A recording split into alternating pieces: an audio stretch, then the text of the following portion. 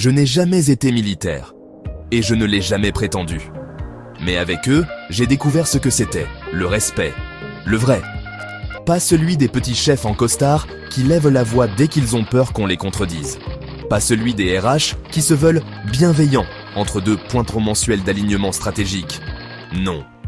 Là-bas, dans la Pampa, j'ai vu ce que ça voulait dire être un homme parmi d'autres hommes. Et c'est pas une métaphore, c'est 3 jours. 3 jours à marcher, 3 jours à se taire, 3 jours à observer. La Pampa, elle était remplie de bêtes, des vrais, sauvages, mais les plus dangereux, c'était pas eux. C'était pas ceux qu'on croisait par hasard sans qu'ils sachent pas qu'on était là. C'était pas ceux qui nous suivaient, peut-être, sans bruit, sans trace. Les plus dangereux, c'étaient les logisticiens. Ouais. Les gens Kevin de l'administration. Ceux qui commandent des sacs militaires avec des bandes réfléchissantes, en zone potentiellement hostile, des sacs qui brillent la nuit comme des lucioles. Et quand tu portes ça, t'es pas un soldat, t'es une cible. Mais pas un râle, pas une plainte, juste un rituel. Un moment de silence avant le départ. Le sous-off, Spammer, je vous jure, ce gars-là, il me tend un marqueur et me dit « Le meilleur ami du soldat ». Assis en cercle, comme des mômes de maternelle, il peignait la bande réfléchissante. Pas un mot, pas de moquerie. Un geste, une habitude, un respect du terrain. Moi, j'étais civil, à peine débarqué. Ma caisse sur le dos, 20 kilos. 5 heures à la portée. Ça me broyait le dos. Mais je pouvais pas me plaindre. Eux portaient bien pire. Et ils avançaient.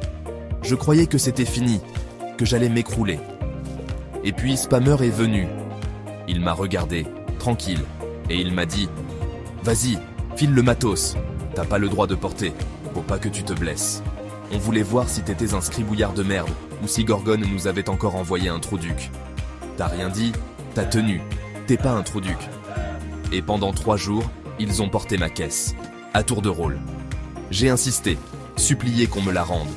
Rien à faire. Ils avaient décidé que j'étais des leurs. Et un jour, j'ai fermé ma gueule et j'ai fait ce qu'il fallait. Je dirai pas quoi, mais j'ai gagné leur respect.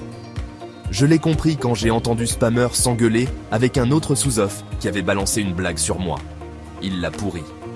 Et il a lâché cette phrase qui reste encore accrochée quelque part dans ma colonne vertébrale. Je te permets pas de parler d'un de mes gus comme ça. Si les civils et les scribouillards avaient autant de couilles que lui, on partirait moins souvent. Là-bas, j'ai pas été moqué. J'ai été intégré, protégé, et surtout, respecté. Le marqueur, je l'ai perdu depuis.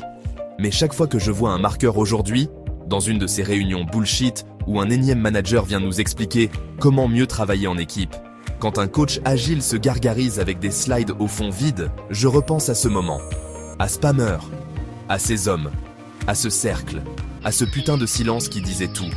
Et je me dis qu'au lieu de nous faire perdre notre temps avec des postures à la con, on ferait bien de s'inspirer des vrais.